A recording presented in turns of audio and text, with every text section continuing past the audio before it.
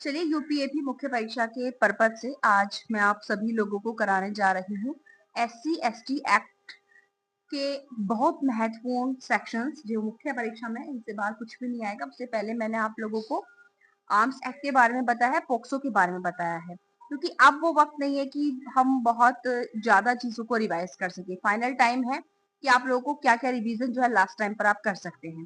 तो सबसे पहले देखिए एक प्रश्न जो मैं हर बार बताती हूँ कि उद्देश्य तो आपको सबका तैयार करना है, और दूसरी बात आपको क्या करना है कि एक तो इनके सेक्शंस, किस अधिनियम में कितने सेक्शंस हैं और बाकी इनकी एनफोर्समेंट डेट आपकी कब की है, ये आपको सब में तैयार करके रखना है। और दूसरी चीज, अगर कोई किसी अधिनियम के अंदर कोई ऐसा रिसेंटली 18, 19, 20 वगैरह का कोई अमेंडमेंट है रिसेंटली का, और जिसमें बहुत बड़ी मात्रा में इंपॉर्टेंट सेक्शंस में अगर संशोधन हुआ है, उसको तो आप शॉर्ट नोट में आप अलग लिख सकते हैं। ये मैंने पहले भी बताया था, जैसे आर्म्स एक्ट में 2019 में बहुत लार्ज स्केल पर बहुत इंपॉर्टेंट आपका जो है जो था किया गया था संशोधन, तो वो भी मैंने आपको बताया था। और एक अधिनियम मैंने आपको कराया था उत्तर प्रदेश विधि विरुद्ध धर्म संपरिवर्तन वाला, उसमें 2024 में जो काफी बड़ा संशोधन हुआ था, जिसमें कि जो पनिशमेंट वगैरह है वो भी आपकी सख्त की गई थी। उनके बारे में भी मैंने आपसे कहा था कि ये भी आप यहाँ से तैयार करके रखें, क्योंकि एक इस तरीके से जो बहुत बड़े लेवल पर संशोधन हुए हैं, वहां से प्रश्न हो सकता है पूछे जा सके। ठीक है, पहली बात देखिए प्रोबेबिलिटी है, क्योंकि कुछ अधिनियम ऐसे हैं जो सबसे पहले नहीं पूछे गए हैं, तो उनके बारे में यही है कि कैसे प्रश्न जो आपका पुट अप होगा। तो बहुत लेंथी ऐसा प्रश्न नहीं पूछा जाएगा, क्योंकि हर पोर्शन से छोटे छोटे क्वेश्चन ही कितने टाइप आएंगे, क्योंकि 16 अधिनियम में एक ही पेपर है, तो कैसे वो कवर करेंगे वो चीजें हैं। लेकिन कुछ एक्ट जो बहुत ज्यादा महत्वपूर्ण, जिसमें कि आपका एस सी एक्ट भी एक है, इसमें आज मैं आपको बताऊंगी कि इसमें टोटल 23 आपके सेक्शंस हैं और आपके 5 जो है इसमें चैप्टर्स हैं। क्या आखिर इसमें आपको क्या क्या करना है, देखिए सबसे पहला हमारा आता है डेफिनेशन क्लॉज। देखिए इसका उद्देश्य क्या है, मोस्टली आप उद्देश्य इसकी धाराओं से भी बना सकते हैं, बाकी इसमें दिया भी हुआ है कि जो आपके अनुसूचित जाति और जनजाति के मेंबर्स हैं उन पर जो अत्याचार होता है उसका निवारण करने के लिए, और इस प्रकार का अगर अपराध हो गया तो उसका विचारण करने के लिए, ठीक है, विशेष न्यायालय और अन्य विशेष न्यायालयों का भी गठन किया जाएगा। जो अपराध से पीड़ित व्यक्ति है उनको राहत भी दी जाएगी, रिहेबिलिटेशन दिया जाएगा। ये भी सब क्या है इसके पर्पज है, ठीक है। और उसके अलावा और भी हम लिख सकते हैं, ठीक है। आगे हम आते हैं सबसे पहले 2BB में, जो कि इसमें डिपेंडेंट है, आश्रित शब्द है। आश्रित में कौन आएगा, तो वो व्यक्ति जिसके अगेंस्ट इस अधिनियम में ऑफेंस किया गया वो पीड़ित होगा।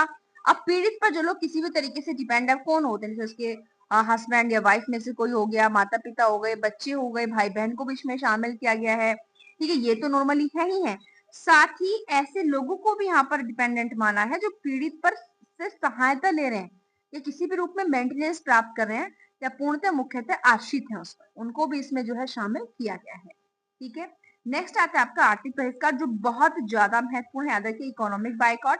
तो इकोनॉमिक बाइकआउट से हम समझ सकते हैं कि ये जो SC ST के मेंबर्स होते हैं इनको ऐसी फील्ड में, ऐसे कारोबार बिजनेस को करने से रोकना, उनको पार्टिसिपेट ना करने देना, कॉन्ट्रेक्चुअल सर्विसेज से डिनाई करना, जिससे उनकी इकोनॉमी जो है मजबूत हो, वो आर्थिक रूप से संपन्न हो, उन सारी चीजों को उनको क्या करना, उनको बहिष्कृत कर देना। तो वही चीज आपको 2 यहाँ पर BC में देखने के लिए मिलेंगी। तो आपको ये 2BC भी यहाँ पर प्रिपेयर करना है। सिंपल लिखा है कि अन्य व्यक्ति से भाड़े पर कार्य ने, मतलब उन अगर आप कोई बिजनेस चला रहे हैं तो उसको आप भाड़े पर हायर नहीं कर रहे हैं, उनको उनके साथ कोई ट्रांजेक्शन नहीं करा रहे हैं, कोई कारोबार नहीं कर रहे हैं, ठीक है। जो ऐसी सर्विसेज, जहाँ ऐसी सेवाएं जो कॉन्टेक्चुअल होती हैं, यहाँ पर कंसिडरेशन मिल रहा है और इस प्रकार की सेवाएं के क्षेत्र में आप उनको नहीं रख रहे हो, इस प्रकार से नॉर्मली जो बिजनेस लोग कर रहे थे, कोई शॉप वगैरह कहीं पर खोली तो उनकी दुकान से आप सामान नहीं खरीद रहे हो, यानी हर तरीके से उनको आर्थिक क्षेत्र में पीछे ढकेलने के पर्पज से जो भी काम किया जाता है। अरण्य विशेष न्यायालय, वैसे तो यहाँ पर एक्सक्लूसिव स्पेशल कोर्ट यहाँ पे नहीं आएगा, लेकिन जब सेक्शन 14 में हम इसको पढ़ेंगे तो हम वहां पर खोज सकते हैं कि ये जो 2BD के अंदर इसको डिफाइन किया गया, बट यहाँ पर डिफाइन कुछ नहीं किया गया, बस कहा गया कि धारा 14 की उपधारा 1 के अधीन जो स्थापित अनन्य विशेष न्यायालय, उतना यहाँ पर बताया गया है।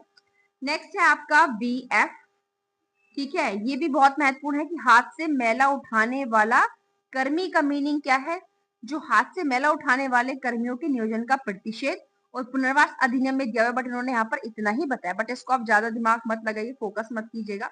उसके बाद अगर मैं ये बात करूं कि सबसे ज्यादा और क्या महत्वपूर्ण है, तो आप आएंगे नीचे यहाँ पर EB पर, सोशल बाइकआउट, सामाजिक बहिष्कार। देखिए जैसे पीछे हमने देखा था बीसी के अंदर जहां पर बात कही गई थी आर्थिक बहिष्कार की, तो हर उस क्षेत्र से जहां से उन्हें धन प्राप्त हो सकता है, आर्थिक स्थिति मजबूत हो सकती है, वहां से उनको आपने बाइकआउट कर दिया, वहां वो उनका सामान नहीं खरीदा, उनको किसी सर्विस में शामिल नहीं किया, उनके साथ कोई बिजनेस नहीं कर रहे हो। ऐसे सोशल बाइकआउट में क्या है कि जो समाज में हम एक दूसरे के साथ जो संबंध बनाते हैं, जो रिलेशन बनाते हैं, ठीक है, उन लोगों के साथ इस प्रकार के संबंध ना बनाना, उन्हें अपने किसी रिचुअल वगैरह में शामिल ना करना, या उनको इस प्रकार की किसी भी रूढ़ी या प्रथाओं को मनाने ना देना, तो ये किसमें आएगा, ये आपका सोशल बाइकआउट में, सामाजिक बहिष्कार की कैटेगरी में आता है। नेक्स्ट है हमारा ईडी में जो है विक्टिम। विक्टिम कौन हो सकता है भाई, जिसके साथ इस अधिनियम के अंतर्गत किसी प्रकार का ऑफेंस हुआ हो, चाहे आपका शारीरिक हो, ठीक है, या फिर आपका मानसिक हो, मनोवैज्ञानिक हो, भावनात्मक रूप से हो, धनीय रूप से हो, कैसे भी हो, ठीक है। और इसके अंतर्गत वो व्यक्ति तो आएगा ही आएगा, साथ ही उसकी जो रिलेटिव्स हैं, उसकी जो विधिक संरक्षक है, विधि वारिस है, वो भी इसके अंतर्गत शामिल माने जाएंगे। ओके, और साक्षी के बारे में आप नॉर्मली लिख सकते हो कि ईडी में परिभाषित किया गया और ये कौन होगा, यानी कि जो अपराध किया गया है उस अपराध के अन्वेषण, जांच, विचारण में जो मामले की तथ्य और परिस्थितियां हैं, उनसे जो व्यक्ति परिचित है, उनके बारे में ज्ञान रखता है, जानकारी रखता है, वो आपका विटनेस कहा जाएगा। अब आते हैं सबसे मोस्ट इंपोर्टेंट पार्ट पर, जो है आपका चैप्टर 2, अत्याचार के अपराध, ऑफेंसेस ऑफ एट्रोसिटीज, सेक्शन 3। अब सेक्शन 3 में बहुत सारे पनिशमेंट्स, ऑफेंसेस को यहाँ पर अत्याचारों को मतलब शामिल किया गया, याद रखिएगा। अब यह है कि सेक्शन 3 में जितने अत्याचारों को शामिल अब किया गया है, अपराध माना गया, वो सब तो मेंस में आप नहीं लिख सकते इतना बड़ा, तो क्योंकि मैंने पहले ही कहा था इतना बड़ा लिखने के लिए आप लोगों को नहीं आएगा, तो फिर आप इसको करेंगे कैसे, देखिए। इसमें आप पढ़ें सबको, कई बार आप काफी चीजों को रिवीजन करें, इससे मोटी मोटी चीजें आपको याद रह जाएंगी, ध्यान रखिएगा, क्योंकि जहां तक इससे प्रोबेबिलिटी है बहुत ज्यादा इससे आपके जो है प्रॉब्लम्स बनेंगी, ध्यान रखिएगा। और आप लोग जानते हैं कि इसका जो पीछे वाला पोर्शन आता है टू, जो आपका आर और एस वाला आता है, ठीक है, 3R और S वाला, वो कितना इंपॉर्टेंट है, वो हमेशा विवादों में जो रहता है वो ही रहता है, जहां तक प्रोबेबिलिटी है वहीं से आपकी इसमें जो है प्रॉब्लम पूछी जाएगी। तो यहाँ पर जो अपराध करने वाला व्यक्ति होगा वो अनुसूचित जाति जनजाति का मेंबर नहीं होगा, याद रखिएगा। बाकी इसमें आप सारी चीजों को अच्छे से रिवाइज करें, मैं ये नहीं कहूंगी कि आप छोड़ेंगे, बट हाँ, ये आपको अकेला सारा लिखने के लिए बिल्कुल भी नहीं आएगा, ठीक है। बट आप इसमें एक चीज करें, जैसे कि इसमें मताधिकार से संबंधित कुछ चीजें हैं, ये वाला पूरा का पूरा पोर्शन, ठीक है। महिलाओं के से संबंधित यहाँ पर 3 ऑफेंसेस दिए हुए कि मतलब उसे आप देवदासी बना रहे हो, उसके साथ छेड़छाड़ कर रहे हो, इस तरीके की जो चीजें उन्हें आप शामिल एक जगह कर सकते हो, ऐसे पूछा जा सकता है, इकट्ठा पूरा 3 आपसे नहीं पूछा जाएगा। अब जिनकी मैं बात कर रही थी वो आपको यहाँ पर दिख रहे होंगे, ये है आपका 2R है, इनके 3R है, और ये आपका 3S है। ये सबसे ज्यादा आपके पूछे जाता है, रिसेंटली से हमेशा जो है आपके जो है केसेस वगैरह आते रहते हैं। अब रिसेंटली भी सुप्रीम कोर्ट ने एक डिसीजन दिया था, इसे मैंने एक केस लिखा हुआ था उसके रिगार्डिंग यहाँ पर, ठीक है। ये तो सेक्शन 18 उसमें आता है, चलिए बाद में कराएंगे आप लोगों को केस, पहले पूरा कंप्लीट करा देते हैं।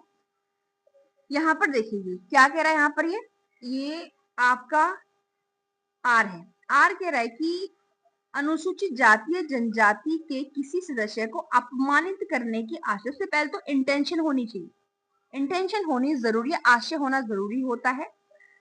किस आशय से उसको अपमानित करो कि लोक दृष्टि में आने वाले किसी स्थान पर, यानी कि ऐसी जगह पर जो क्या है पब्लिक प्लेस है, कैसी जगह पर, ऐसी जगह पर जो पब्लिक प्लेस है, आप उसे अपमानित कर रहे हो, क्षुब्ध कर रहे हो, यानी कि आप उसे अपमानित करने के आशय से ऐसा काम कर रहे हो किसी ऐसी जगह पर जो जहां पर लोगों की नजरों में आए, तो वो क्या होगा, वो इस अधिनियम के अंतर्गत दोषी होगा।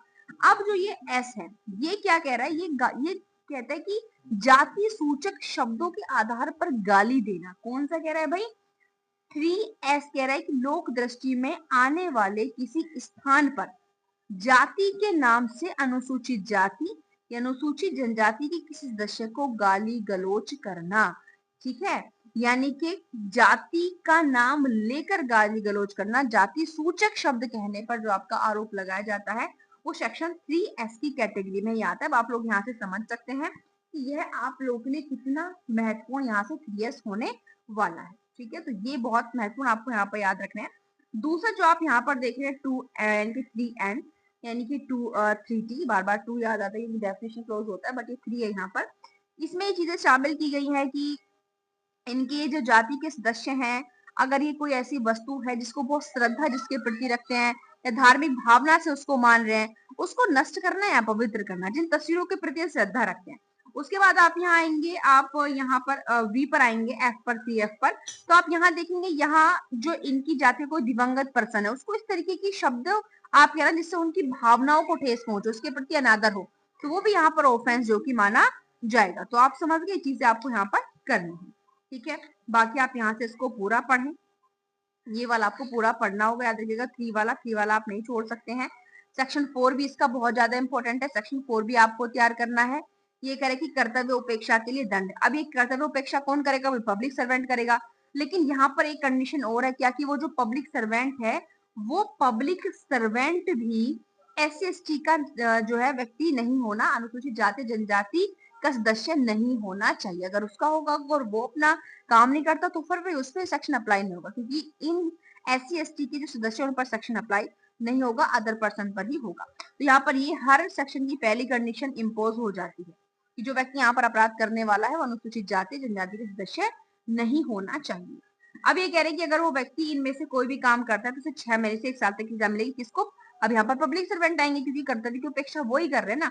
क्या कि अगर ये जो SC ST का कोई मेंबर है, कोई शिकायत लेकर थाने में जाता है तो उसकी शिकायत को रिकॉर्ड ना करना, ठीक है, उसे मामले से संबंधित तुरंत सूचना देना, नहीं दे रहे हो, साक्ष्यों के कथन रिकॉर्ड आप नहीं कर रहे हो, कार्रवाई को जल्दी से खत्म नहीं कर रहे हो, वो सारी चीजें जो है इसके अंतर्गत आ जाती है। लेकिन इसमें एक प्रोविजो है जो बहुत महत्वपूर्ण है। ये कह रहा है कि अगर इस अधिनियम के अकॉर्डिंग पब्लिक सर्वेंट के अगेंस्ट कोई आरोप लगाया जाता है तो उसकी पहले प्रशासनिक जांच की सिफारिश पर ही उस स्टेटमेंट को रिकॉर्ड किया जाएगा। यानी कि पब्लिक सर्वेंट के अगेंस्ट आप जो है ना सीधा स्टेटमेंट को रिकॉर्ड नहीं कर सकते। उसके बाद यहाँ पर अब हम आते हैं, यहाँ पर अपराधों के बारे में पंजप्शन हो रहा है, क्योंकि अभी इसमें बहुत सी और भी चीजें महत्वपूर्ण। यहाँ पर अब सेक्शन 3 आपको पूरा करना है। देखिए, क्योंकि मैं नहीं कहूंगी कि आप पूरा का पूरा अधिनियम यहाँ पर तैयार करें, सेक्शन 3-4 तैयार करें पहले, और 3 और 4 के बाद आप सीधा के सीधा चैप्टर 3 पर आ जाएं, जो आपको बात करता है एक्सटेनमेंट की, यानी कि निष्कासन की, ठीक है। ये आपके यहाँ से आएंगे 10, 11, 12 और 13 तक के सेक्शंस आपको मिलेंगे, यानी कि आपको 10 से 13 तक के सेक्शन मिलेंगे, और इनसे पूरा का पूरा एक क्वेश्चन आपका पुटअप होगा, ध्यान रखिएगा। ये कह रहे कि अगर कोई व्यक्ति जो है ना, जो इस अधिनियम के अधीन कोई ऐसा ऑफेंस करता है, अत्याचार करते, सेक्शन 3 के अंतर्गत बताया गया है, तो अब यहाँ उसको क्या कहा जाएगा? उसको उस क्षेत्र की सीमाओं से बाहर हटने का आदेश दे दिया जाएगा, और उसको यह भी सूचित किया जाएगा कि आखिर उसको क्यों हटाया जा रहा है, सारे ग्राउंड से उसको बताए जाएंगे, ठीक है। यहाँ पर 10 में उसको ऑर्डर दे दे, क्योंकि 10 से 13 तक आपको सीक्वेंस में सारे लिखनी पड़ेंगे, क्योंकि 10 में तो वो ऑर्डर दे रहा है। अब 11 में क्या कह रहे कि भाई ऑर्डर देने के पश्चात भी वो व्यक्ति वहां से जा नहीं रहा है, तो कौन सा सेक्शन अप्लाई होगा? 11, कि भाई ऑर्डर देने के पश्चात अगर वहां से नहीं हट रहा है या बिना लिखित परमिशन के फिर से वापस आ रहा है, तो फिर उस व्यक्ति को क्या है, विशेष न्यायालय से गिरफ्तार करा सकेगा और वहां से हटवा सकेगा। इसके ऐसा नहीं कि आपको भी ये पूरे करने नहीं, इतने आपको सीक्वेंस याद करने की आएगा, तो सेक्शन आपका 10 से 13 तक एक प्रश्न यहाँ से बनकर आएगा। अब 12 कह रहे कि भाई जिन लोगों को किसी क्षेत्र से हटने का आदेश दिया ना सेक्शन 10 के अकॉर्डिंग, उनकी माप और फोटो भी पुलिस अधिकारी के द्वारा ली जाएगी, याद रखिएगा। बिल्कुल ये चीजें भी जरूरी है उसकी पहचान के लिए। और सेक्शन 13 आपका क्या कह रहा है कि सेक्शन 10 के आदेशों का अगर पालन नहीं करते हो तो पेनल्टी क्या होगी? सजा 1 साल तक की होगी और साथ ही साथ फाइन भी लगेगा। तो ये 10 से लेकर 13 तक का बहुत सिंपल इस तरीके से आपको पूरा क्वेश्चन फ्रेम करना है। ये नहीं देखना कि कितना बड़ा लिखा, बड़े से मतलब नहीं, उसमें से आपके काम के कौन से सेक्शन है वही वहां पर आपको करने हैं। तो यहाँ पर इस तरीके से 3 चैप्टर हमारे हो चुके हैं। 3 चैप्टर में मैंने आपको कौन कौन से सेक्शन बताए, फिर से एक बार पीछे रिकॉल करा देती हूँ। देखिए पीछे से फिर से ध्यान चाहिएगा, इससे ज्यादा आप लोग यहाँ कुछ भी बिल्कुल भी नहीं पढ़ेंगे। देखिए, एक तो आपको 2 यहाँ डबल बी को अच्छे से तैयार करके रखें। सॉरी देखिए, अब यहाँ पे देखिएगा डबल बी को, ठीक है, नॉर्मली पढ़ लें, समझ में आ जाएगा वैसे भी। दूसरा यहाँ BC, ये सबसे ज्यादा महत्वपूर्ण है डेफिनेशन क्लोज में, यानी कि आपको इकोनॉमिक बाइकआउट करना है। उसके बाद यहाँ पर आपका जो आता है आपका E और B, सामाजिक बहिष्कार, यानी कि आपका सोशल बाइकआउट, ये आपको यहाँ से तैयार करके रखना है, ये आप लोगों के लिए बहुत ज्यादा महत्वपूर्ण है। उसके बाद हम अगर आगे आए तो सेक्शन 3, ये पूरा का पूरा सेक्शन 3 बेहतरीन तरीके से आपको तैयार होना चाहिए। और जो मैंने आपको पीछे बताए हैं R और S, वो बहुत ज्यादा महत्वपूर्ण है, क्योंकि इससे ज्यादा प्रोबेबिलिटी है कि इससे आपकी प्रॉब्लम्स बने, क्योंकि अगर नॉर्मल क्वेश्चन पूछा जाएगा अत्याचार में क्या शामिल है, इससे मोटी मोटी चीजें आप लोग लिख सकते हो, ठीक है, इसमें आप लिख सकते हो। बट तीसरा जो सेक्शन है आपको बहुत बेहतरीन तरीके से तैयार होना चाहिए। उसके बाद आप लोग सेक्शन 4 तैयार करेंगे यहाँ से, और सेक्शन 4 के बाद आप जो है सीधा यहाँ पर आएंगे चैप्टर जो है आपका 3, 10 से आपका 13 तक। सबसे पहले आपको ये वाला पोर्शन आप यहाँ से तैयार कीजिए। अब इसके बाद आप सोचेंगे कि ये वाली चीजों का क्या करें, ठीक है? तो यहाँ पर अब आप सारा नहीं कर सकते हैं, ठीक है? सारा आप जो है नहीं कर सकते, ना ही, क्योंकि इस अधिनियम में और भी इतनी महत्वपूर्ण चीजें हैं कि इनसे कोई औचित्य नहीं बनता। तो इनको अगर आप ना ही पढ़ें तो आपके लिए बेटर है, जितना बताया उतना आप यहाँ से पढ़ें। तो सेक्शन 3 तक हो गया। उसके अलावा नेक्स्ट वीडियो में बताएंगे कि सेक्शन 4 और 5 में आपको क्या क्या चीजें यहाँ से तैयार करनी है।